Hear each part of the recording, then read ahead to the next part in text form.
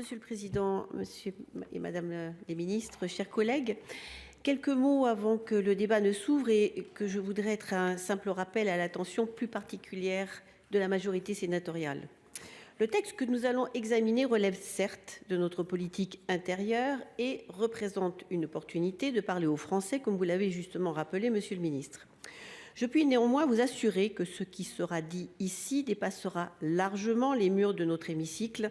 Notre débat sera en effet suivi, écouté et analysé par-delà nos frontières et influencera ainsi notre diplomatie. Parce que la France a la réputation d'être une terre d'accueil et traditionnellement d'immigration dans ce grand mouvement de mobilité mondiale que vous avez également évoqué dans votre intervention, Monsieur le Ministre, ce débat affectera le rôle et la place de notre pays dans les relations internationales.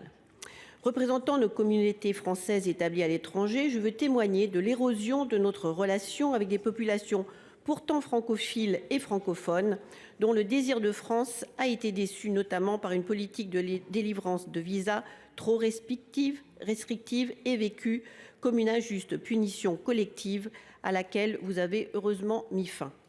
Choose France, il n'est que le ministre de l'économie pour y croire. Durcir les règles d'immigration et faire preuve de fermeté n'interdiront pas demain de devoir faire preuve de pédagogie quant aux enjeux de notre politique migratoire, qui est une chance pour la France, Madame la rapporteure.